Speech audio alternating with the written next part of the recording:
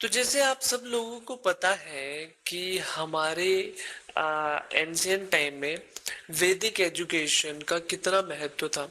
उतना ही महत्व हमारे 16 संस्कार का माना जाता था, जो जन्म से लेकर मतलब जन्म के पूर्व से लेकर मृत्यु तक के जो 16 संस्कार होते हैं उनके बारे में बताया जाता है। आज भी जो पंडित जी कहते हैं शादी है, शादी कौन सा 13वां है या 14 संस्कार है, और वैदिक एजुकेशन क्या क्या होता था, कैसे कैसे होता था, क्या क्या चीजें पढ़ते थे, उसके बारे में आज हम जानेंगे। A very good evening everyone, my name is Rahul Negi and you are watching me on the scholars guide.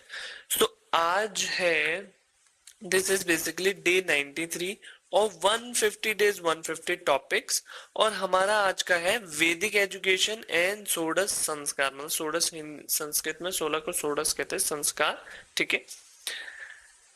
अब इंट्रोडक्शन टू वैदिक एजुकेशन। अब वैदिक एजुकेशन सबसे पहले सबसे ancient organised form of education है। और आप जानते हैं जैसे कि जब हमारे अखंड भारत के ऊपर आक्रमण हुआ तो उन्होंने एक चीज पे बहुत ज्यादा आक्रमण किया, वो था हमारे एजुकेशन सिस्टम पे। जैसे 1900 कह रहा हूँ 1153वीं शताब्दी में जो बहत्तर खिलजी था उसने क्या किया कि नालंदा को पूरा जला दिया। ऐसा माना जाता है कि 3 महीने तक नालंदा की जो लाइब्रेरी थी वो जली थी। तो वहां क्या था हमारा education system.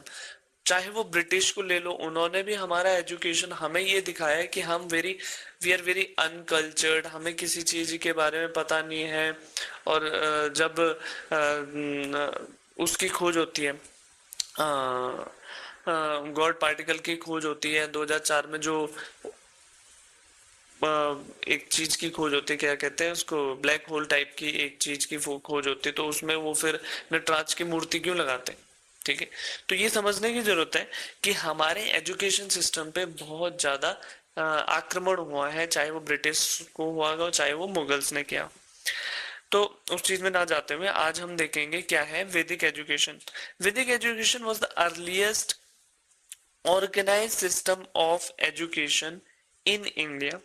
It was based on Vedas and aimed at the holistic development. It is not just bookish language. आज हम कहते हैं ना कि NEP 2020 आ गया, हमें ओवरऑल डेवलपमेंट, हमारे एंशियंट टाइम से चल रहा था कि हमें सिर्फ बुकिश लैंग्वेज नहीं चाहिए, ओवरऑल डेवलपमेंट एक शिष्य का चाहिए, ठीक है, of an individual, physical, mental, moral, intellectual and spiritual. Education was imparted through the gurukul system. Obviously Gurukul system से इम्पार्ट होता है एजुकेशन। और गुरुकुल भी, गुरु और कुल, कुल मतलब जैसे फैमिली होती है और गुरु मतलब जो पढ़ा रहा है, तो वो फैमिली ही मानते थे पूरा। वे student शिष्याज lived with Guru and learn through observation, discussion, practice, oral transmission of knowledge. तो हर तरह की, जैसे हम कहते हैं ना, the more sensory approach apply the better retention it ensures. तो वैसे ही गुरु कोशिश करते थे कि ऑब्जर्वेशन से, डिस्कशन से, ट्रांसमिशन ऑफ नॉलेज किसी भी तरह से हो, ठीक है। ऑब्जेक्टिव क्या था? Character building, obviously, development of truthfulness, discipline, honesty and self control, ठीक है। क्यों सेल्फ कंट्रोल क्यों कहा गया, ऑनेस्टी क्यों कहा गया? क्योंकि उस टाइम पे ब्रह्मचर्य का समय होता था और एक स्टूडेंट को ब्रह्मचर्य का पालन करना होता था। कैरेक्टर बिल्डिंग पे फोकस किया जाता है। स्पिरिचुअल डेवलपमेंट में अटेनमेंट ऑफ धर्म एंड मोक्ष। देखो पहले एंशिएंट एजुकेशन में ये मेटेरियलिस्टिक थिंग्स पे मोटिवेटेड नहीं रहती थी, चीजें रहती थी कि हमें धर्म को फॉलो करना है और मोक्ष की प्राप्ति करनी है, ठीक है। Personality development, balanced development of body mind soul, ठीक है। पर्सनैलिटी डेवलपमेंट मतलब जो होते हैं ना हमारे, क्या कहते हैं उसको, मतलब ओवरऑल विकास करना एक मानव का, ताकि वो किसी के आगे कुछ बोल सके, किसी को कुछ समझा सके, किसी के बारे में, किसी चीज के बारे में या फिर किसी चीज के बारे में अच्छे से सोच सके, ठीक है। Social responsibility prepare student to contribute to the society, obviously बात है। सेल्फ रियलाइजेशन, जैसे अब आता है ना मैस्लो नीड हायरार्की थ्योरी में सेल्फ एक्चुअलाइजेशन, वहां सेल्फ रियलाइजेशन था, understanding one's true nature and purpose of life, अपना नेचर समझना, अपना पर्पस समझना लाइफ का। Preservation of knowledge, transmission of Vedic wisdom from one generation to other generation. If it would not have been for this, हमारा किताबें तो जलाई जा चुकी थी, हमारे ट्रांसमिशन ऑफ नॉलेज कैसे होता? तो जिसने पढ़ा था उसने वो लिखा, वो आगे फॉरवर्ड किया. Transmission of Vedic wisdom from one generation to another. ठीक है. Gurukul system, guru plus school of family, student stayed at the guru's resident and receive education along with life long training. ठीक है, विद लाइफ ट्रेनिंग. हाँ, इंपॉर्टेंट कैरेक्टरिस्टिक्स क्या है? Residential school था, ठीक है. गुरु शिक्षा रिलेशनशिप था, ठीक है. नो फॉर्मल एग्जामिनेशन होते थे. Learning by observation and practice, emphasis on discipline and service, equal treatment to students. ठीक है. अब सब्जेक्ट क्या क्या पढ़ाए जाते थे? Veda, Upanishad, grammar, logic, astronomy, mathematics, medicine, warfare, philosophy. तो can you think of some particular topic that has not you that did not used to be taught during our ancient time.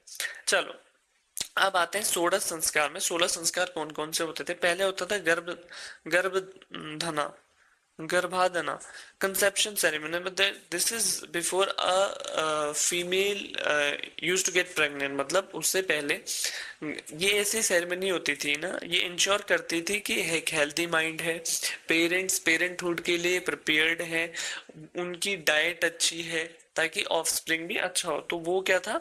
Before conception. ठीक है. Pumsavana, performed during pregnancy for healthy child development. तो ये पुंसवन कब वो किया जाता था? जब the female is pregnant, to ensure the baby is healthy.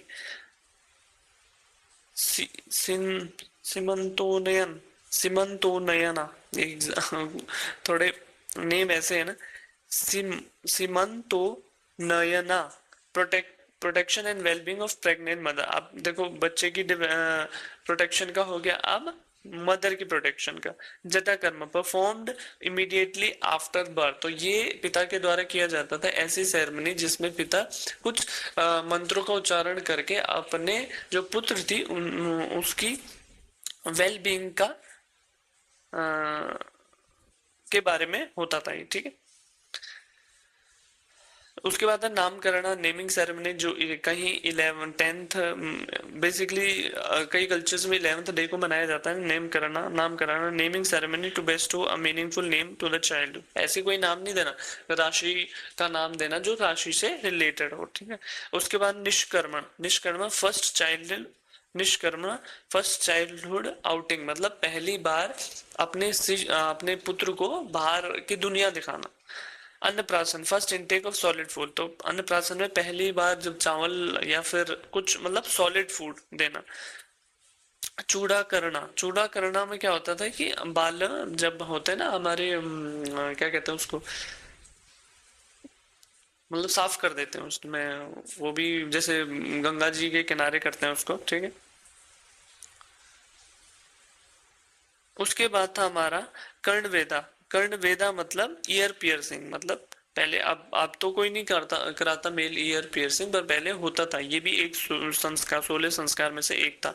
उपन्याय, beginning of the formal education and entry into gurukul. Upanayana क्या है कि हम ब्रह्मचर्य का शुरुआत होती थी और एजुकेशन की शुरुआत होती थी. स्टूडेंट बिकम ब्रह्मचर्य. वेदारंभा, वेदारंभा, बिगनिंग ऑफ वैदिक स्टडीज. मतलब यहाँ पर वैदिक स्टडीज की बिगनिंग होते, कितने वेद हैं, कितने उपनिषद हैं, इनके बारे में स्टडी होती थी. ठीक है. केशांता, फर्स्ट सेविंग सेरेमनी. मतलब जब एडोलसेंस से थोड़ा थोड़ा एडल्टहुड की तरफ एक शिष्य जाता था, तो ये होता था केशकांता. केशकांता मतलब फर्स्ट सेविंग सेरेमनी, मतलब सेव करते थे. ठीक है. देखो ये शेविंग सेरेमनी. उसके बाद आता है Samavartana. Samavartana, completion of education and return from gurukuls. Completion of education मतलब जैसे आज के टाइम में नहीं होता, जैसे ग्रेजुएशन सेरेमनी होती है, क्या कहते हैं उसको, कन्वोकेशन सेरेमनी कहते हैं ना. तो उस टाइम में क्या कहते हैं? समावर्तना, समावर्तना. ठीक है. उसके बाद विवाह, विवाह 14वां संस्कार होता था. मैरिज सेरेमनी, फिर वानप्रस्थ related transition preparation for details life, मतलब विवाह के बाद चलो आपके बच्चे बच्चे हो गए, बच्चे बच्चे पढ़ने लग गए, बच्चे बच्चे you know they are doing their job और doing good their in life, तो उसके बाद पेरेंट्स क्या करते थे, वानप्रस्थ में चले जाते हैं, मतलब थोड़े लाइफ से डिटैच होके भगवान से थोड़ा कनेक्शन बनाना शुरू कर देते थे। फिर होता था लास्ट राइट अंत्येष्टि। अंत्येष्टि मतलब जब एक इंसान अपना जो देह होता है वो त्याग देता है, ठीक है।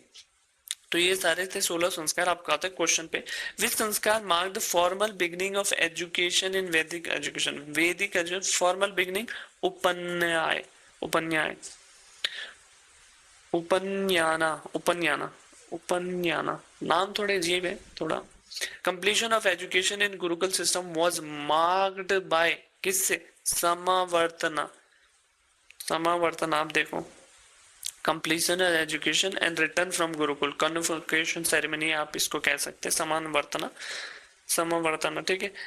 द प्रिंसिपल एम ऑफ वैदिक एजुकेशन का प्रिंसिपल एम क्या था, एम्प्लॉयमेंट जनरेशन नहीं, स्किल ट्रेनिंग नहीं, होलिस्टिक डेवलपमेंट ऑफ पर्सनैलिटी, विच आश्रम is associated with education. Education से कौन सा आश्रम, कौन सा, गृहस्थी, वानप्रस्थ। देखो गृहस्थी तो तब हुआ जब शादी हो गई, वानप्रस्थ तब हुआ जब बच्चे बच्चे हो गए, then we want to establish a connection with God. संन्यास तो जब मतलब गृहस्थी छोड़ देते हैं, ब्रह्मचर्य, ठीक है। आश्रम में कौन सा ऐसा आश्रम है जो आश्रम यहाँ पर वो वाला आश्रम नहीं है जहां वो रहते हैं, ये वो वाला आश्रम है कि एजुकेशन से एसोसिएटेड कौन सा वो है, मतलब चाहे वो ब्रह्मचर्य है, चाहे वो वानप्रस्थ है, चाहे वो गृहस्थी है, ठीक है। तो ये क्या है, ब्रह्मचर्य। लास्ट है हमारे पास, the gurukul emphasised, the gurukul system emphasised online learning नहीं, residential education under the guru. So that was it for today. I hope you understood something from this lecture, and if you did, subscribe to the Scholars Guide, right? And comment down your valuable suggestions, and I, my friend, will see you in the next video. Okay then, bye bye.